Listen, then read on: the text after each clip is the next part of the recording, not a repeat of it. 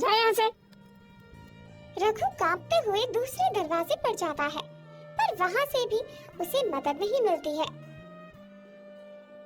ऐसे ही कई जगह जाता है, लेकिन किसी ने भी उसकी मदद नहीं की। फिर थक हार कर वो घर लौट आता है। देखिए जी, हमारे बेटे का होठ नीला पड़ रहा है, अब हम क्या करें? ये तो मर जाएगा। नहीं नहीं, मैं अपने बेटे को कुछ नहीं होने दूंगा। मैं अभी लकड़ी काट कर लाता हूँ, जिससे कम से कम आग जलने के बाद मेरे बेटे को ठंड तो थोड़ा कम लगेगा। रघु कुल्हाड़ी लेकर इतनी ठंड में भी गांव से निकल पड़ता है और जंगल में जाता है। चारों तरफ कोहरा और सर्द हवा और भी डरावनी बना रही थी। चारों तरफ सन्नाटा पसरा हुआ था। वो थोड़ा आगे जाकर देखता है कि बूढ़ी औरत एक पेड़ के नीचे बैठी ठंड से कांप रही है। अरे ये क्या, यहाँ तो एक बूढ़ी औरत बैठकर ठंड से कांप रही है। ये इतने घने जंगल में ठंड में क्या कर रही है? रघु उसके पास जाता है। अम्मा, तुम इतनी ठंड में कांप क्यों रही हो? आप अपने घर जाओ।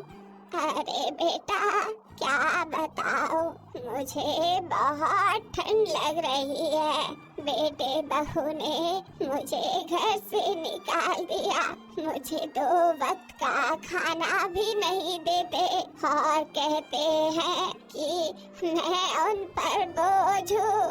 अब बाहर रहकर मैं क्या करती बेटा, इसलिए किसी तरह यहाँ आ गई हूँ, लेकिन यहाँ तो मुझे बहुत ठंड लग रही है। लगता है आज तो मैं मर जाऊंगी। नहीं अम्मा, मैं तुम्हें कुछ नहीं होने दूंगा। ठंड क्या होती है ये मुझसे बेहतर कौन जानता है। मेरा बेटा भी ठंड से मर रहा है, मैं उसी के लिए लकड़ी काटने आया हूँ। तुम यहीं रुको, मैं लकड़ी लेकर आता हूँ, फिर तुम मेरे साथ मेरे घर चलना। तू तो मेरा कोई लगता भी नहीं है, फिर तू मेरी मदद क्यों कर रहा है? दादी, इंसानियत नाम की भी कोई चीज होती है और मैं तुम्हें यूं मरने नहीं दूंगा। रुक जाओ, मैं लकड़ी लेकर आता हूँ। रघु आगे बढ़ जाता है और लकड़ियाँ काटता है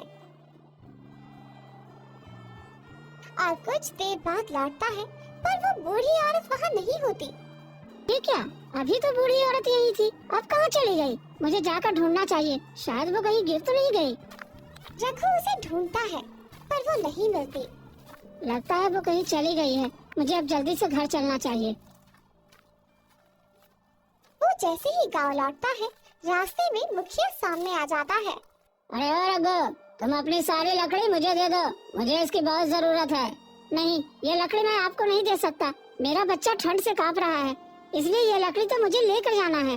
तो एक आम आदमी होकर मुखिया से जुबान लड़ाता है, इसकी भारी कीमत चुकानी पड़ेगी तुम्हें। लकड़ी मुझे दे दे, नहीं तो ये तुम्हारे लिए अच्छा नहीं होगा। मुखिया जबरदस्ती लकड़ियाँ छीन लेता है। रघु वहीं बैठकर फूट फूट कर रोने लगता है। हे भगवान, अब मैं क्या करूं? मैं इतनी मेहनत से लकड़ियाँ काट कर लाया था ताकि मेरे बेटे को थोड़ी गर्माहट मिल सके, लेकिन इस मुखिया ने तो वो भी छीन लिया। अब अगर फिर से लकड़ी काटने गया तो रात हो जाएगी, तब तक मेरा बेटा तो ठंड से मर जाएगा। रघु रोता हुआ घर पहुंचता है। देखिए जी, मेरा बेटा कुछ बोल नहीं रहा है। मैं कब से इसे बुला रही हूँ, लेकिन ये कोई जवाब नहीं दे रहा है। नहीं, ऐसा नहीं हो सकता, मेरे बेटे को कुछ नहीं हो सकता। रघु डरते हुए राजू के पास जाता है। राजू बेटा, राजू बेटा, अरे उठ ना, क्या हो गया तुम्हें? अरे अरे उठ ना, क्या हो गया तुम्हें? तुम कुछ बोल क्यों नहीं रहे हो? पर राजू नहीं बोलता। उसका चेहरा और शरीर नीला पड़ चुका होता है। नहीं नहीं, तुम मुझे छोड़कर नहीं जा सकते बेटा। मैं तुम्हें कुछ नहीं होने दूंगा। हे भगवान, हे भगवान, ये तुमने क्या कर दिया, क्या कर दिया? अगर राजू को कुछ हो गया तो मैं भी जिंदा नहीं रहूंगी।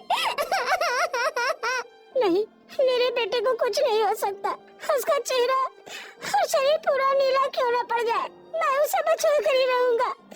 मैं उसके लिए कुछ न कुछ जरूर करूंगा। अगर आपको मेरे बेटे को बचाना है तो बस एक ही उपाय है। वो क्या उपाय है? यहाँ से आगे घने जंगल में एक साधु महाराज रहते हैं। उन्हीं के पास जाकर आपको कोई उपाय ढूंढना होगा।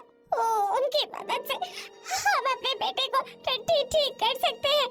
ठीक है, मैं उस साधु महाराज के पास जाऊंगा। अगर हमारे बेटे को ठीक करने का कोई उपाय है तो मैं जरूर करूंगा। रघु घर से निकल पड़ता है और ठंड से कांपते हुए घने जंगल की ओर बढ़ता है। हे भगवान, मेरा पूरा शरीर ठंड से कांप रहा है, लेकिन मुझे हिम्मत नहीं हारनी है। मुझे किसी तरह आगे चलना ही होगा। वो आगे बढ़ता रहता है और थोड़ी देर बाद साधु महाराज की कुटिया पर पहुंचता है। क्या हो गया बच्चा, तो इतनी ठंड में मेरी कुटिया के पास क्यों आया है? देख, तेरा चेहरा नीला पड़ रहा है, तो मर जाएगा। साधु महाराज, मैं जी कर भी क्या करूँगा जब मेरा बेटा ही मर रहा हो। मैं एक बाप होकर ये दृश्य देख रहा हूँ, इससे अच्छा तो मैं ही मर जाऊँ। बताओ क्या दिक्कत है, तुम इतने परेशान क्यों हो? इतनी ठंड में तुम्हें जंगल में नहीं आना चाहिए था। साधु महाराज, पता नहीं इतनी ठंड कहाँ से आ पड़ गई। साधु महाराज, पता नहीं इतनी ठंड कहाँ से पड़ गई है। हमारे गांव का बुरा हाल है और मेरा बेटा तो ठंड के मारे मर रहा है। मैं कई गांव वालों से मदद भी मांग रहा हूँ, पर कोई मेरी मदद नहीं कर रहा है। ये सब कोई साधारण ठंड नहीं है, तुम्हारे गाँव पर श्राप लगा है। हमारे गांव पर श्राप? ये कैसे हो सकता है साधु महाराज? ये एक हिमकुंती नामक औरत की वजह से हुआ है। वो तुम सबकी मदद करती थी। वो बूढ़ी होने के बाद सभी गांव वालों से मदद मांगी, पर किसी ने उसकी मदद नहीं की। वो ठंड के मारे एक पेड़ के नीचे बर्फ की मूर्ति बन गई और उसी वक्त उसने श्राप दिया था पूरे गांव को कि जिस तरह मैं ठंड से तड़प तड़प कर मर रही हूँ, उसी तरह गांव में भी सभी एक एक करके ठंड से तड़प तड़प कर मरेंगे। मुझे यकीन ही नहीं हो रहा है, पर अब इस श्राप से हम अपने गांव वालों को कैसे बचाएंगे?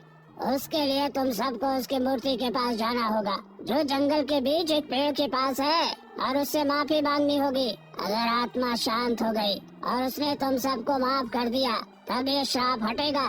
ठीक है, लेकिन मेरे बेटे को किसी तरह से ठीक कर दो साधु महाराज। मैं आपके आगे हाथ जोड़ता हूँ।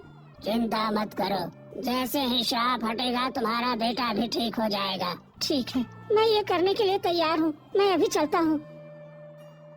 रघु गांव में आता है और तभी देखता है कि अचानक मुखिया फूट फूट कर रो रहा होता है। हे भगवान, अब मैं क्या करूं? मेरी पत्नी अब मरने वाली है, उसका पूरा शरीर नीला पड़ गया है। कोई तो रक्षा करो, कोई तो बचा लो मेरी पत्नी को। अरे, मेरी बेटी का भी पूरा शरीर नीला पड़ गया है। हम लोग इतना स्वेटर रजाई रखे हुए हैं, फिर भी ठंड दूर जाने का नाम ही नहीं ले रही है। ये सब श्राप है हमारे गांव पर। आप लोगों ने हिमकुंती अम्मा के साथ जो अन्याय किया है, उसी का परिणाम है। हिमकुंती, वो बूढ़ी औरत? अरे रघु, तुम कहीं पागल तो नहीं हो गए हो? श्राप नाम का कोई चीज नहीं होता, तुम अंधविश्वास में पड़ गए हो। तुम लोगों ने उसे परेशान किया, उसने सबको अपना बच्चा समझकर मदद की, लेकिन जब उसे मदद की जरूरत थी तब किसी ने उसकी मदद नहीं की। उसकी आत्मा ने बद्दुआ दी और अब ये सब हमारे ऊपर बरस रहा है। अब रघु, तुम ही कोई रास्ता दिखा दो। हम लोगों को कुछ नहीं दिखता, हमें बस इस श्राप से आजाद करा दो। हम सबको मिलकर हिमकुंती अम्मा की बर्फ की मूर्ति के पास जाना होगा और उनसे माफी मांगनी होगी। अगर वो माफ कर देंगी तो हम सब इस श्राप से आजाद हो सकते हैं। ठीक है, तो हम सब चलने के लिए तैयार हैं। चलो चलते हैं। सब मिलकर वहाँ जाते हैं। तभी एक पेड़ के नीचे बर्फ की मूर्ति दिखाई देती है। सभी रुक जाते हैं। यहाँ तो सिर्फ ये बर्फ की मूर्ति है और कुछ नहीं दिखाई दे रहा है। ये कोई और नहीं बल्कि यही हिमकुंती अम्मा की मूर्ति है, जो ठंड से जम गया है। हमें माफी मांगनी होगी। हमें माफ कर दो हिमकुंती अम्मा, हमने आपके साथ गलत किया, हमने आपको ठुकराया, हमने आपकी मदद करने से मना किया। आप इस तरह हमारे गांव पर श्राप मत दीजिए। बच्चों का क्या कसूर है इसमें? तभी एक तेज रोशनी फैलती है और हिमकुंती दादी की आत्मा वहाँ प्रकट होती है। तुम लोगों को मैं कभी माफ नहीं करूँगी। तुम लोगों ने मुझे मजबूर कर दिया। मैंने तुम्हें अपना बच्चा समझकर तुम्हारी मदद की थी, पर तुमने मेरी मदद नहीं की। तुम लोगों पर सही श्राप बरसेगा। तुम सब चले जाओ यहाँ से। अम्मा, ऐसा मत करो अम्मा, मेरा बेटा भी मरने वाला है। तुम अपना श्राप वापस ले लो अम्मा, तभी मेरा बेटा बच पाएगा। नहीं तो मेरा बेटा मर गया तो मैं भी मर जाऊंगा। ऐसा मत करो अम्मा। तुम दिल के बहुत नेक हो रघु। वो बूढ़ी औरत जो जंगल में तुमसे मदद मांग रही थी, वो मेरी आत्मा की परीक्षा थी। मैं देख रही थी कि तुम भी बाकी गांव वाले जैसे हो क्या, पर तुमने उसकी मदद करने को सोचा। अगर तुम ये श्राप हटाना चाहते हो तो अपने घर से एक चादर लेकर आओ और मेरी बर्फ की मूर्ति पर लपेट दो, जिससे मेरी मूर्ति पिघल जाएगी और मेरी आत्मा को शांति मिल जाएगी और इस गांव का श्राप भी टूट जाएगा।